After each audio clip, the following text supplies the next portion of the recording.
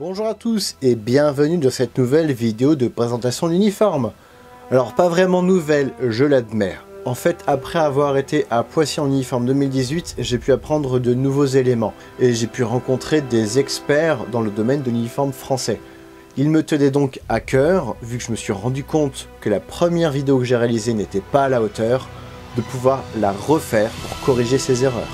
Ainsi donc, je vais vous présenter l'uniforme français de 1940, porté par la majorité des soldats, mais en version ancien équipement.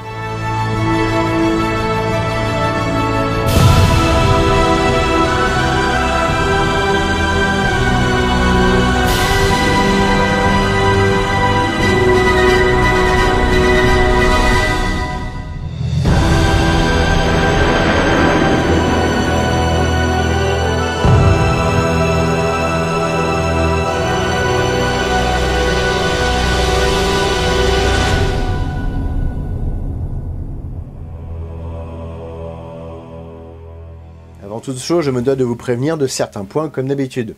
Cette vidéo, bien qu'elle ait été réalisée grâce à des experts, peut comporter des erreurs. Si c'est le cas, n'hésitez pas à laisser un commentaire en dessous de cette vidéo pour que nous puissions tous en apprendre. Je remercie d'ailleurs les personnes qui m'ont aidé, à savoir Cédric, Vincent ainsi que Yves. Mais malgré tout, cette vidéo ne reste qu'une base qui vous servira à constituer votre uniforme.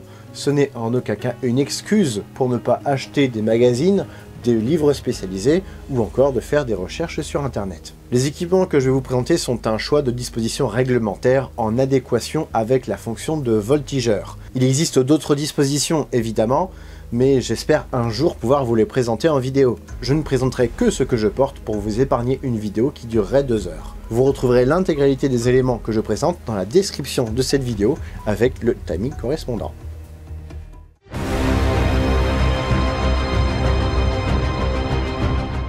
Le 1er septembre 1939, l'Allemagne attaque la Pologne, provoquant l'entrée en guerre de la France et de la Grande-Bretagne le surlendemain.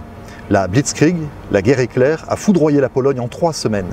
Et s'ensuit la drôle de guerre. Les deux voisins étant en guerre, mais aucun ne prend l'initiative de démarrer des opérations de grande envergure. Cela permet aux Français et Britanniques d'amasser des ressources grâce à leurs empires coloniaux. Et l'Allemagne s'affaiblit petit à petit à cause du blocus. Le 10 mai 1940, les troupes allemandes attaquent la Belgique et la Hollande, sans tenir compte de la neutralité de ces deux pays. Les Français et Anglais, en attente dans le nord, viennent à leur rencontre. Mais les Allemands décident de passer par les Ardennes, en direction de la Meuse, région peu défendue car le massif des Ardennes était considéré comme un obstacle naturel. Dès le 13 mai, le général Guderian et ses panzers franchissent la Meuse à Sedan, Givet et Dinant. Les troupes motorisées allemandes s'infiltrent dans la brèche ouverte en fonçant en direction de la Somme et d'Abbeville. Le 15 mai, le président du Conseil, Paul Reynaud, a dit à Churchill « La contre-attaque menée contre les Allemands à Sedan a échoué. La route de Paris est ouverte, la bataille est perdue. » Les armées allemandes atteignent la Somme le 20 mai. La Manche, au niveau de Boulogne, le 22 mai. Prises au piège, les armées françaises et britanniques se replient vers Dunkerque, où une poche défendue par les Français permet à environ 338 000 soldats alliés, 215 000 Anglais et 123 000 Français, d'être embarqués vers l'Angleterre. Il s'agit de l'opération Dynamo, qui a eu lieu au début du mois de juin 1940. Le 5 juin, la Wehrmacht reprend l'offensive vers le sud. Le 7 juin, le front français est percé sur la Somme. Le 10 juin, sur l'Aisne. Les troupes allemandes atteignent la Seine à Rouen le 9 juin. Déclarée ville ouverte, Paris tombe sans combat le 14 juin. Les troupes de Guderian atteignent la ligne Maginot à partir du 17 juin, prenant les fortifications à revers. Elles seront ensuite capturées suite à la reddition des défenseurs. L'état-major du général Weygand tente d'utiliser la Loire comme dernier obstacle, en amassant toutes les troupes restantes en vain. Les Allemands pénètrent dans Orléans le 16 juin et se retrouvent devant Lyon le 20 juin, devant Clermont, Angoulême et Bordeaux le 24. La déroute n'était pas seulement militaire, elle était aussi administrative et humaine. L'État vola en éclats et des millions de Français fuirent à l'avancée de la Wehrmacht. Un premier exode débuta dès le 10 mai pour les populations belges et du nord-est de la France. Puis un nouvel exode se mit en place en juin avec les populations du nord de la Loire. Près de 8 millions de Français ont donc rejoint les régions du sud de la France, encombrant les routes et ajoutant un spectacle lamentable à la déroute des militaires. Le gouvernement français a pris également le même chemin. Il a quitté Paris le 11 juin pour se replier dans les différents châteaux de Touraine, avant de gagner Bordeaux le 14 juin. Le président du Conseil, Paul Reynaud, fut ensuite remplacé par le maréchal Pétain, qui demanda un armistice, qui fut signé à Retonde le 22 juin, dans le même wagon utilisé par les Alliés en 1918. L'armistice entra officiellement en vigueur le 25 juin. La France se retrouva alors coupée en deux, les 3/5 du territoire étant occupés par l'Allemagne, qui annexa de nouveau l'Alsace-Moselle et une partie du nord de la France, rattachée à la Belgique occupée, le reste étant une zone dite libre. Hitler se rendit à Paris pour visiter les principaux monuments, donnant lieu à un défilé de la victoire dans Paris occupé. La bataille de France se solda par les chiffres suivants, souvent minorés hélas. L'armée française a perdu au minimum entre 55 et 65 000 soldats morts au combat, pour 123 000 blessés. Côté allemand, on estime à environ 45 000 le nombre de morts. Le ministère de la Défense avance le nombre de 123 126 morts pour la France durant cette brève campagne. Cela regroupe les militaires, mais également les civils qui ont participé aux batailles. Ce chiffre représente à lui seul près de 10% de la totalité des morts de la Première Guerre mondiale, et ce en seulement 6 semaines.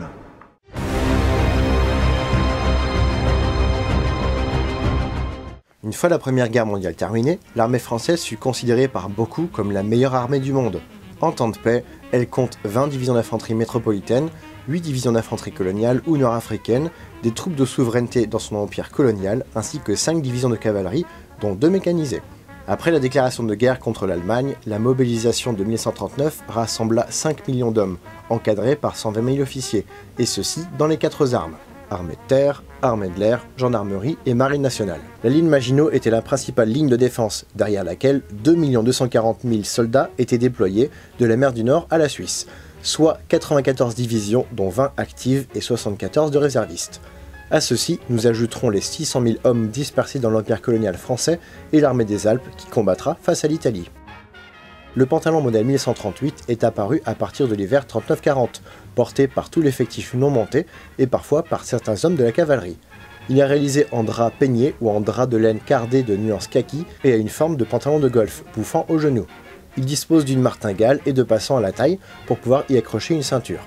Il se ferme au moyen de boutons ainsi que d'un crochet métallique. Il dispose de 2 poches, une de chaque côté, ainsi qu'une poche gousset pour la montre sur le côté droit avant de la ceinture. Le bas des jambes est serré sur le côté du mollet au moyen d'un lacet passant dans des œillets, ainsi qu'une boucle maintenant une patte de laine, permettant ainsi un meilleur maintien dans les bandes moltières. Il s'agit ici d'une reproduction chinoise, la meilleure alternative à l'heure où je tourne cette vidéo. Il sera possible de retailler un pantalon d'après-guerre, mais ce matériel devient de plus en plus rare, cher, et il serait dommage de l'abîmer. La reproduction est donc la meilleure alternative, permettant ainsi d'avoir un pantalon à votre taille et pas trop cher. Les brodequins modèle 1117 sont portés à partir de février 18 jusqu'en 1939 sans la moindre modification. Ensuite, il pourra y avoir des modifications au niveau de cuir employé, cuir granulé, cuir fauve, cuir noir. La matière principale était le cuir retourné couleur fauve. Les lacets sont en cuir, mais ceux en coton sont autorisés depuis 1912. Ils sont cloutés sur tout le plat de la semelle faite en cuir et également sur le talon. Il s'agit ici de brodequins français M45 qui ressemblent aux brodequins français M1117, à ceci près que la coupe change légèrement, tout comme le cloutage. Il n'est pas simple de trouver des brodequins français 1117 pointure 44 en bon état, d'où l'utilisation d'un modèle d'après-guerre. A noter qu'il faudra vous équiper de courage pour les porter, vos pieds vont souffrir. Les bandes moltières ont été utilisées par toute l'armée française à partir de 1915. Celles-ci sont en drap kaki et font une longueur de 220 cm sur une largeur maximum de 14,5 cm. Les 2 bandes sont symétriques et possèdent un renfort en basane ou en toile forte sur la partie au contact de la chaussure. L'autre extrémité reçoit un ruban d'attache en coton d'une longueur de 150 cm afin de pouvoir fixer la bande sur le mollet. Il est conseillé d'ajouter un crochet à l'extrémité de la bande pour l'attacher plus facilement au brodequin. Découvrez la vidéo tuto que je réalisais dans la description de cette vidéo pour apprendre comment les installer. La chemise M35 est la chemise réglementaire portée sous la capote ou les autres effets, suffisamment travaillée pour être portée seule en tenue de cantonnement. En fonction des fabrications, il y aura différentes teintes. Elle comporte 2 poches de poitrine et ne dispose pas de pattes d'épaule. Elle se ferme par 3 boutons sur l'avant et est réalisée en coton. Il s'agit ici d'une conversion d'une chemise modèle 48 vers un modèle 35, d'où l'absence de boutons sur l'arrière du col, qui devrait être présent. En revanche, j'ai ajouté les boutons sur l'extrémité du col, caractéristique de ce type de chemise. Une pièce carrée de tissu de 6 cm de côté, placée sous l'ouverture du torse, devrait recevoir les marques de corps de troupe et le matricule.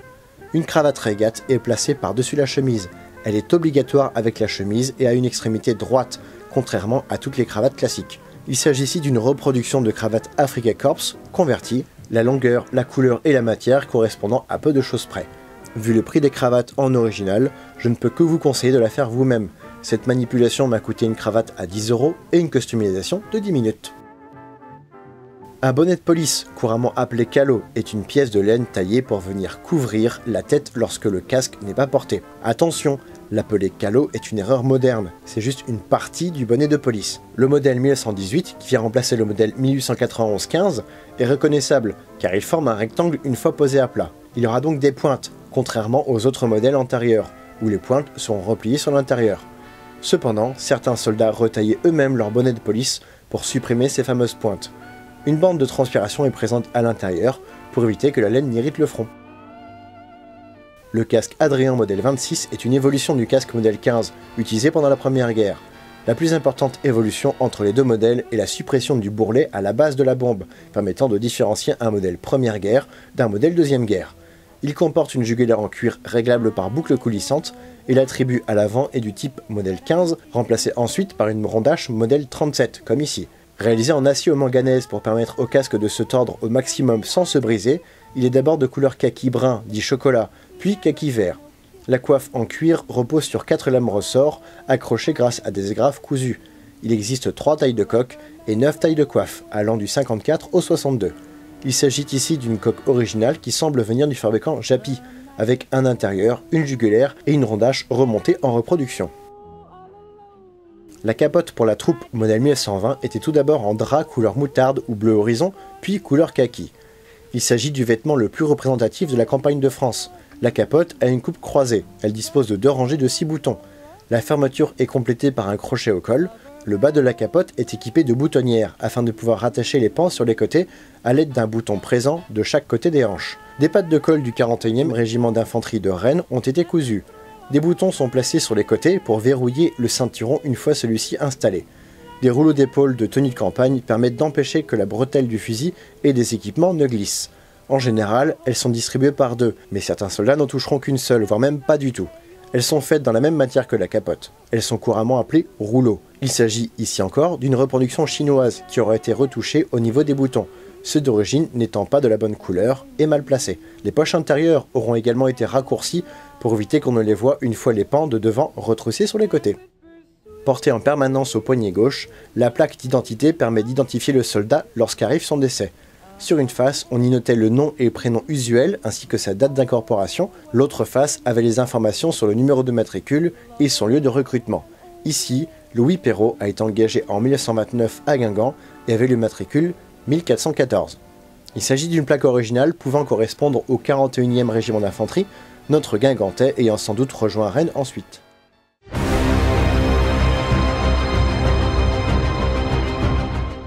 Le ceinturon modèle 1903-14 est distribué à toute l'armée française et n'a pas évolué entre la Première et Deuxième Guerre.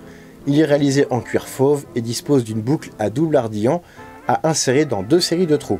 Il s'agit d'un modèle original ayant appartenu à mon arrière-grand-père. 3 cartouchières modèle 1916 sont glissées sur le ceinturon. La dotation en cartouches dépendait de la fonction et du poste du soldat. Le voltigeur percevait 90 cartouches, que ce soit du Lebel ou du Berthier.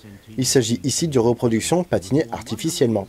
Le porte-baïonnette modèle 1888 est placé sur le ceinturon afin de transporter la baïonnette 1886-15 et ses dérivés. Le trou du porte-baïonnette est destiné à accueillir une patte de la capote à verrouiller à l'aide du bouton prévu à cet effet. La baïonnette M1886-15, dite Rosalie, viendra se glisser dans le fourreau, lui-même glissé dans le rabat gauche de la capote pour qu'elle soit maintenue sur le côté. Celle-ci sera utilisable pour un Lebel et pour un Berthier. Les bretelles de suspension modèle 1892-1914 viennent maintenir le ceinturon sur les épaules. Elles sont accrochées aux cartouchières 1916 par des crochets métalliques. Le modèle après-guerre n'a que peu changé par rapport au modèle de la Première et Deuxième Guerre, seuls 2 trous ont été ajoutés. Le bidon modèle 1135 est une évolution du modèle 1177, le petit goulot ayant été supprimé. L'enveloppe est faite en drap kaki, bien qu'on puisse retrouver des bidons peints en kaki sans housse. Elle est ici dotée d'une courroie identique au modèle 1177, à passer en bandoulière. Le bidon se ferme par un bouchon en liège, attaché par une chaînette. Il doit être porté côté droit, la sangle glissée sous le ceinturon à l'avant, sous les cartouchières, pour éviter que la gourde ne bouge trop lorsque le soldat se penche. Il s'agit ici d'une gourde originale, hélas inutilisable car rouillée sur le goulot et à l'intérieur. La musette modèle 1192 sert à transporter du matériel supplémentaire qui n'aurait pas trouvé sa place dans l'as de carreau. La musette se ferme à l'aide de 2 boutons et la sangle est réglable grâce à une boucle à 2 ardillons, dite boucle Malakoff. Elle se place sur le flanc gauche du soldat, une sangle glissée sous le ceinturon de la même manière que la gourde. Étant donné que la musette est plus facile à ouvrir et à utiliser que l'as de carreau, j'ai choisi d'y placer mon quart modèle 1135 entre autres petits matériels de campagne. Le quart modèle 35 est l'évolution du modèle 1165 et a été fabriqué à partir de 1136 jusqu'en 1144. Il est peu encombrant mais pas pratique. Il s'agit ici d'un modèle originel de 1136, fabrication SAF de Paris, un des tout premiers fabriqués. La musette destinée à contenir l'appareil normal de protection modèle 31 est portée sur le côté gauche, mais la sacoche sera mise le plus à l'arrière possible. La sangle en bandoulière sera passée par-dessus l'équipement déjà installé. Il contient le masque anti-gaz, le tuyau flexible, absent ici, une cartouche filtrante ainsi que des verres de rechange. Une plaque de métal ondulée au fond de la sacoche permet de poser le filtre de façon à ce qu'il ne se bouge pas par aspiration du tissu et permette à l'air d'entrer dans le masque.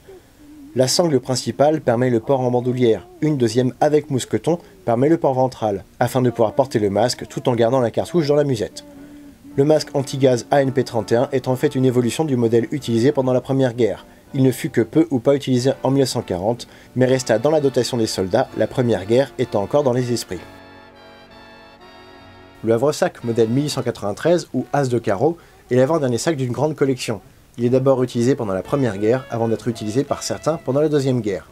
Il contient le linge de rechange, les nécessaires d'entretien et de toilette, le matériel pour nettoyer le fusil, un sachet de pansement médical et divers ustensiles de cuisine que les soldats se répartissaient. L'ensemble demi-tente individuel modèle 35, piquet, cordeau de tirage et mât permet aux soldats de constituer une moitié de tente. L'autre moitié était transportée par un autre soldat.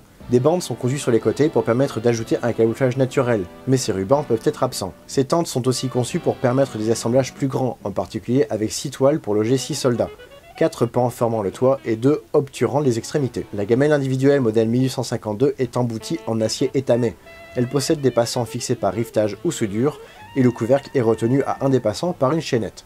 Depuis 1915, cet ustensile est complété par un plat qui s'emboîte dedans, fourni avec une poignée. Le seau à eau en toile est transporté à l'extérieur du sac. La courroie permet de fixer le seau et la gamelle sans jamais empêcher l'ouverture du sac. Attention à bien mettre la sangle dans le bon sens en utilisant les anneaux métalliques du havresac à bon escient. Le fusil Lebel ou fusil modèle 1886 fut adopté par l'armée française en mai 1887 et fut utilisé jusqu'à la Deuxième Guerre mondiale. Il fut baptisé ainsi grâce au nom de l'un des membres de la commission qui a contribué à sa création, le colonel Nicolas Lebel. Il dispose d'un magasin sous le corps pouvant contenir 8 cartouches et 2 autres cartouches pouvaient se stocker, une dans la chambre et une dans le transporteur, petite trappe basculante permettant de faire remonter les cartouches du magasin à la chambre. Ce mode d'alimentation est appelé Kropatschek, du nom du fusil qui a servi de modèle. Il est en calibre 8 mm et fut le pionnier dans l'armement portatif. Pour la première fois, l'ancienne poudre noire était remplacée par de la poudre sans fumée à base de nitrocellulose, aussi appelée poudre B, du nom du général Boulanger. Et les balles de plomb étaient remplacées par des balles chemisées en maille short. Ces évolutions vont permettre une augmentation des vitesses initiales de tir et donc de la portée maximale. Le modèle 1886 est modifié en 1893 par l'ajout d'un bouchon de culasse et l'ajout d'un tampon masque sur la tête de culasse. Ce masque sert à éviter les crachements de gaz au visage du combattant. Un quillon est également rajouté à l'embouchoir pour permettre la formation des faisceaux d'armes sans que la baïonnette ne soit installée. Les caractéristiques de l'arme restent cependant identiques. Le Lebel est aujourd'hui classé en catégorie D, donc libre d'acquisition. Faites attention cependant en reconstitution, il n'est pas de très bon goût de se promener avec un fusil non neutralisé. On retrouve ce fusil à proportion de 1 par groupe de combat de 12 hommes, attribué au tireur Tromblon VB en raison de la robustesse de l'arme. En effet, sa conception lui permet de mieux encaisser le coup du départ de la grenade offensive. Le fusil Berthier 0715, modifié 1116, est le fusil le plus répandu durant la campagne de France de 1140. Son prédécesseur, le fusil 0715, avait comme principale faiblesse sa capacité du magasin, 3 coups alors que le Lebel en a 8. Ainsi, début 1116, un magasin est ajouté pour pouvoir contenir des clips de 5 cartouches. Ainsi, le nouveau fusil est appelé Berthier modèle 16 ou 0715 M16 lorsqu'il s'agit d'une conversion. La modification n'empêche pas l'utilisation des clips de 3 cartouches bien sûr. En 1920, les organes de visée sont modifiés et en 1932 aura lieu une modification de cartouche entraînant un réalisage de la chambre. Les armes ayant reçu la modification de chambre afin d'utiliser une nouvelle cartouche recevront en arsenal un N frappé sur le tonnerre. Les combats de juin 40 seront les derniers en première ligne. L'occupant raflera les stocks des arsenaux et préférera ce fusil au Lebel, pour équiper ses troupes de seconde ligne. On retrouvera néanmoins encore des exemplaires distribués aux troupes de Harki lors de la guerre d'Algérie. D'un poids de 4,2 kg, il peut accueillir la baïonnette présentée précédemment pour atteindre une longueur totale de 1,85 m. Sa portée pratique est de 250 mètres pour une portée utile max de 2000 mètres. Avec beaucoup d'entraînement, on peut tirer de 15 à 20 coups par minute. Il s'agit ici d'un 0715 M16 en catégorie C, parfaitement légal car son propriétaire dispose d'une licence de tir. A l'époque, les divisions type infanterie sont les plus répandues. Il en existe 3 séries, d'actives, donc qui existent en temps de paix, de série A, créée à la mobilisation par dédoublement des unités d'actives, comportant ainsi plus de 50% de réservistes. Le matériel et l'encadrement y sont à peu près les mêmes. De série B, qui sont des unités de réserve. Exemple, le 241e régiment et le régiment de réserve du 41e régiment d'infanterie, qui sont créés de toutes pièces, composés majoritairement de réservistes cantonnés aux travaux agricoles et au bétonnage. Le matériel est incomplet ou désuet. Début mai 1840, 67 divisions d'infanterie, dont 7 motorisées, 24 d'actives, 20 de série A et 16 de série B sont aptes à faire campagne sur le front nord-est, ainsi que 16 divisions d'infanterie de forteresse. Notre soldat est ici équipé du Lebel, mais pouvait tout aussi bien utiliser le Berthier. Même la baïonnette a été prévue pour être adaptable sur les 2 fusils. Les 2 fusils devaient être remplacés par le MAS 36, mais celui-ci ne fut pas fabriqué en assez grande quantité pour équiper toute l'armée française en 1939, d'où l'utilisation massive de Berthier et des Lebel restant des stocks. À la déclaration de guerre, les équipements modèle 35 équipent les 4/5e des unités d'actifs de type infanterie et de très rares unités de réserve. Ils seront ensuite distribués au cours de l'hiver 39-40 dans un effort de modernisation, mais les équipements modèle 16 restent encore largement utilisés, d'où leur présence sur notre soldat du 41e RI. Le Lebel était cependant plus vu pour les tireurs de précision et les tireurs au tromblon VB dans les unités d'actifs et de série A. Le Berthier était donc plus répandu.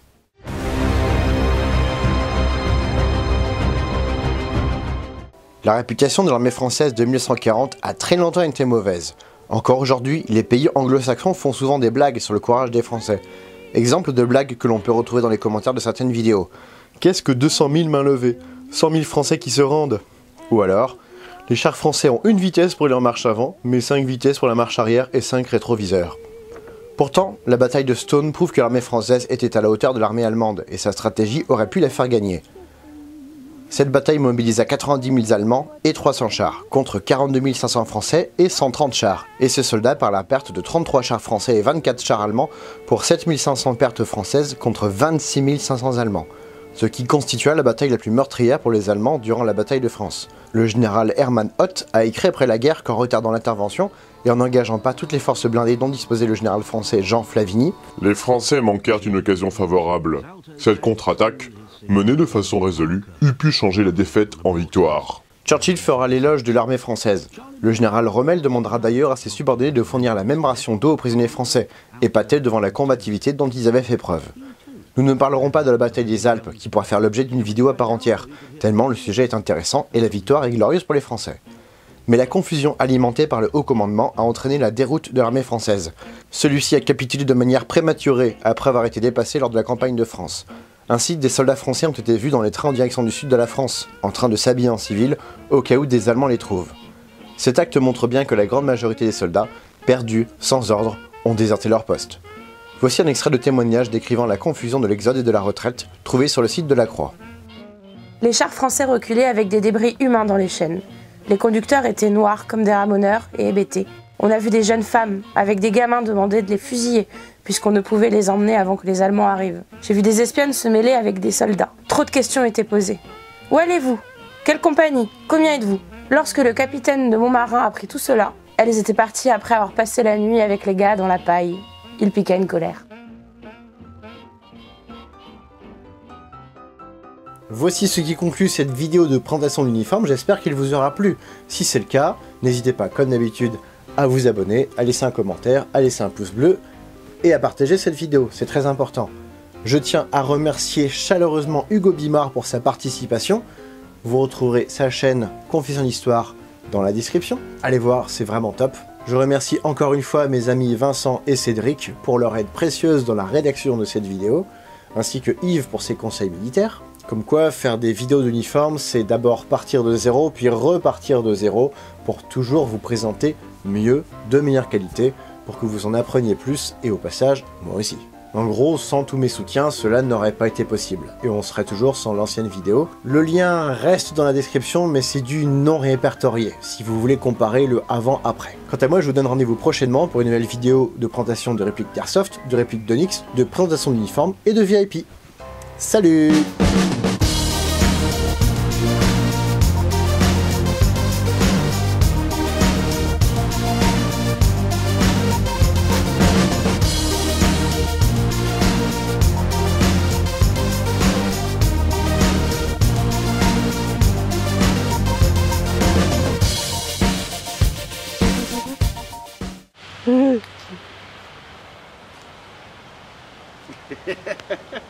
Bon, du coup, tu prends ma mise au point. Tu peux appuyer sur moi là, sur l'écran? Je vais appuyer sur ton bide. Attends. Aïe! Attends, refais. J'appuie là. C'est bon. Ah non, j'ai bobo maintenant. Oh caca!